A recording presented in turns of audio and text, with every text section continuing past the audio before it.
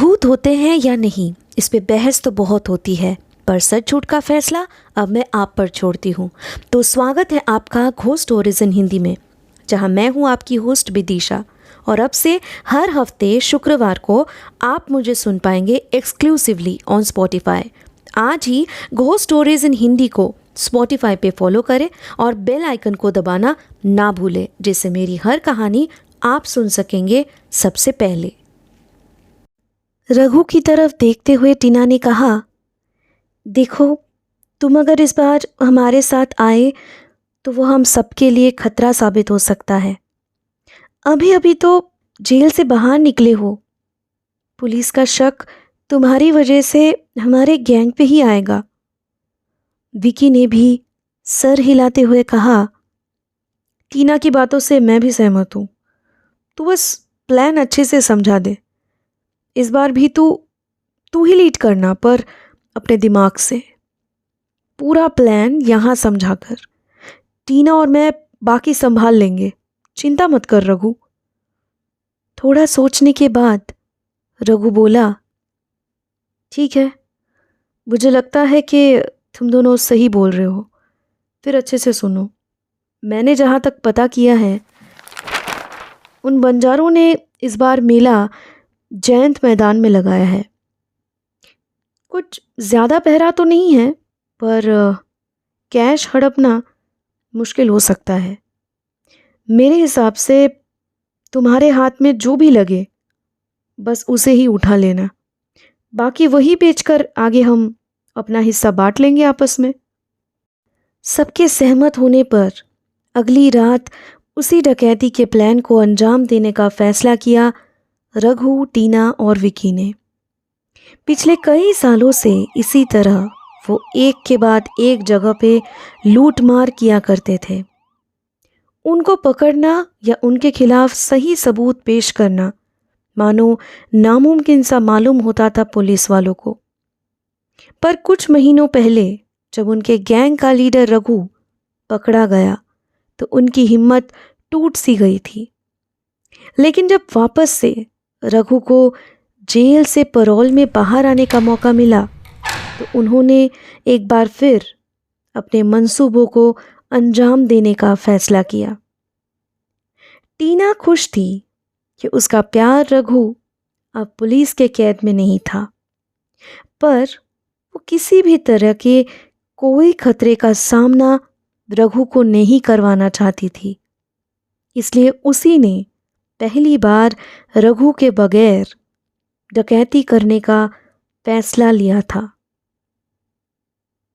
अगली रात प्लान के मुताबिक सुखी को सब कुछ समझाते हुए रघु बोला, देख, जो भी करेंगे ये दोनों करेंगे। हर बार की तरह तू बस उनके वापस आने तक थोड़ी दूरी बनाकर रखना उस जगह से, ताकि किसी को भनक तक ना लगे।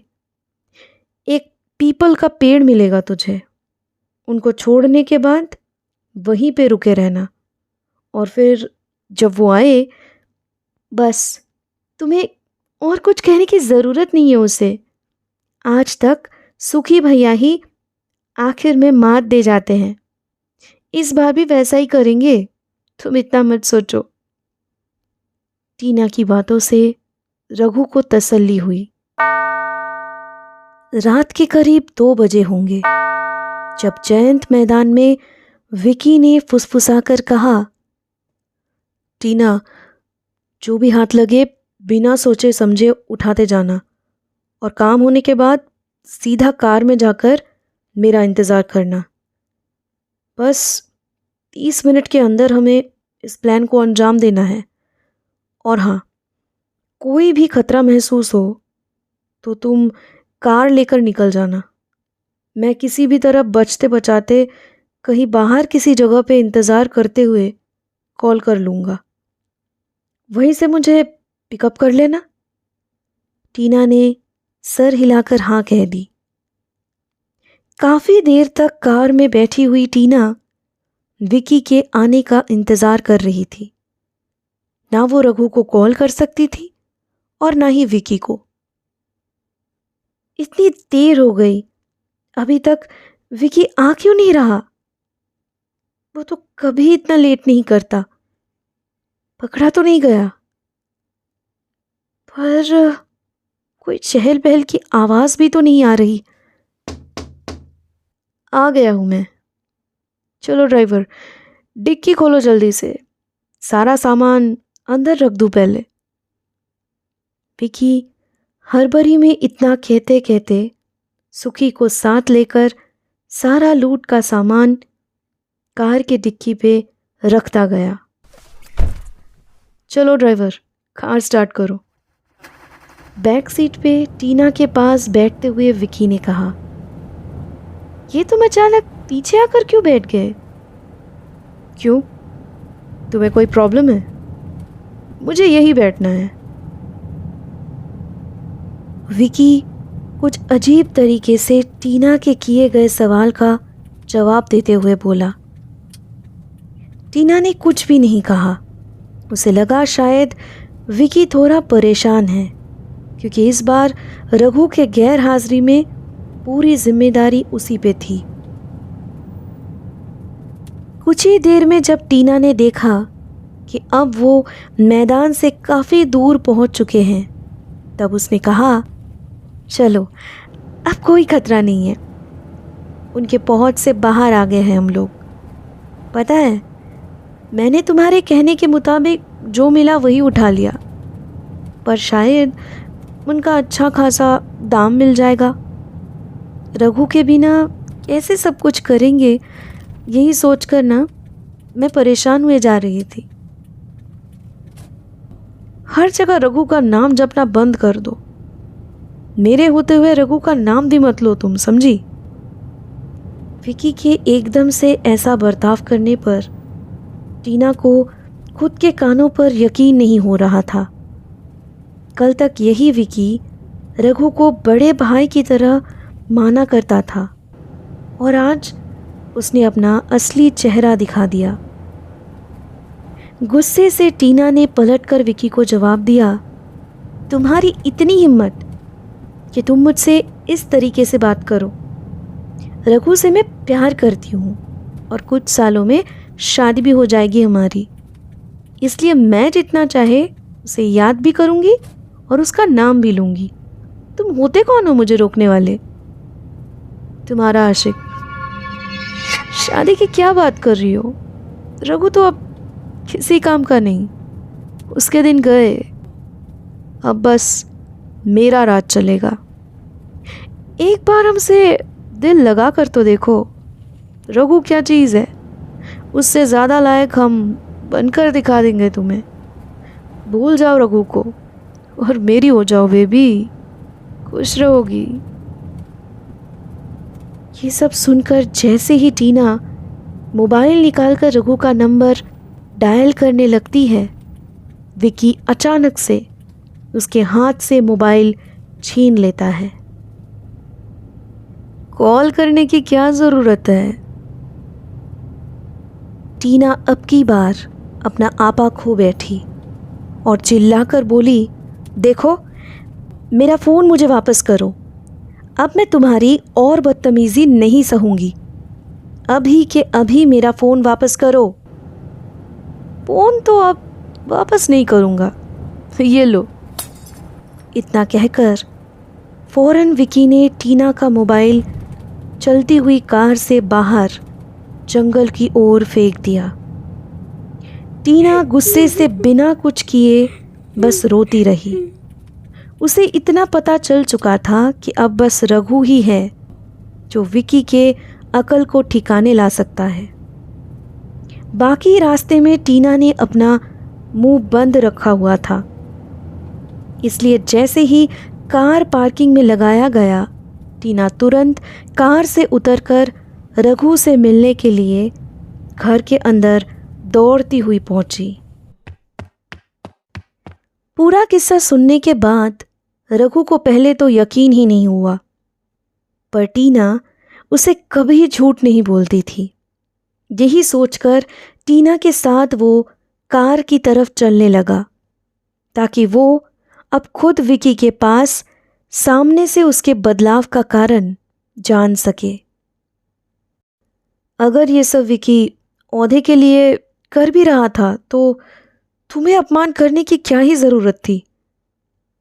मुझसे सीधे मुंह बोल ही देता। विकी, कार से बाहर आ। कार के सामने आकर चिल्लाता हुआ रघु ने कहा। क्या हुआ? अब क्यों छुप कर बैठा है? कहा ना बाहर आ। औरत के साथ बात करने की तमीज भूल गया है तू? आज तुझे सबक सिखाऊंगा। तू खुद आएगा या मैं तुझे घसीटते हुए कार से निकाल लाऊं? इतना सब कुछ कहने पर भी विकी कार से नहीं उतरा और फिर टीना ने कहा, रुको, मैं देखती हूं। कार के इंटीरियर लाइट्स भी ऑफ करके बैठा हुआ है। डर रहा होगा शायद तुमसे। कार का दरवाजा खोलकर अंदर बैक सीट पे झांकते हुए टीना बोली, फौरन बाहर निकलो तुम, अभी के अभी। क्या हुआ? सुनाई नहीं दे रहा? विकी को छूकर उसे बुलाते ही टीना चौंक कर चीख उठी। ये क्या क्या हुआ तुम्हें विकी? रघु ने जैसे ही कार के इंटीरियर लाइट्स को ऑन करके देखना चाहा कि आखिर बात क्या है, टीना और वो उस नज़ारे को देखकर एकदम दंग रह गए, क्योंकि उनके सामने उस वक्त बैक सीट पे विकी नहीं बल्कि उसकी जगह एक कठपुतली बैठा हुआ दिखा। विकी शायद भाग चुका था। रघु का सामना करने की हिम्मत नहीं था उसमें। बाकी सामान के साथ उस कठपुतली को भी वो छोड़कर चला गया था कार में। अगले दिन सुबह यही सब बातें सोचते हुए अखबार के पन्नों को पलट रही थी टीना कि तभी उसकी निगाहें एक हेडलाइन पे आकर थम गई। हाँ, उन्हीं के डकैती के बारे में लिखा गया था पेपर में, पर उस न्यूज़ में कुछ ऐसा भी था जिसने टीना के होश उड़ा दिए थे। कल आधी रात को बंजारों के मेले में डकैती हुई है। सबसे अजीब बात यह है कि चीज़ों की चोरी के अलावा भी मेले में एक अनजान शख्स की लाश मिली है।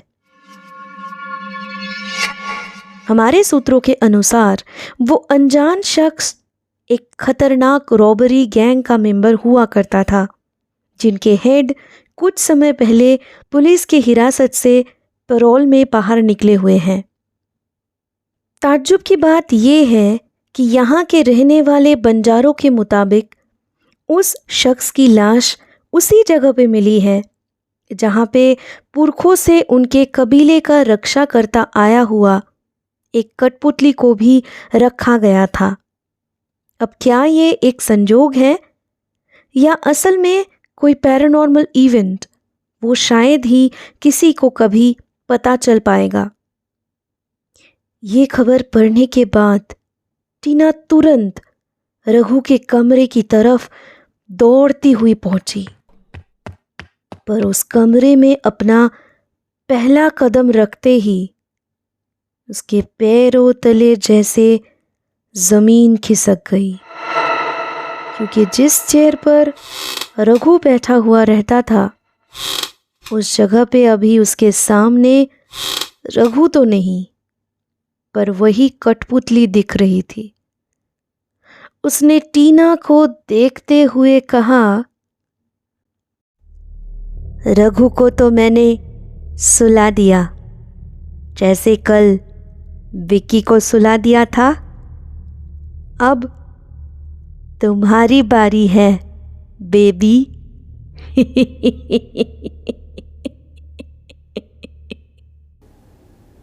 ये थी आज की पैरानॉर्मल कहानी। आई होप आपको ये पसंद आई होगी। घोस्ट स्टोरीज इन हिंदी को स्पॉटिफाई पे फॉलो करते वक्त बेल आइकन को दबाना ना भूलें, जिससे मेरी हर कहानी आप सुन सकेंगे सबसे पहले। अब से हफ्ते के हर शुक्रवार को मैं आपके लिए लाऊंगी ऐसी कहानियाँ जो आपके डर के परिभाषा को बदल के रख देगी।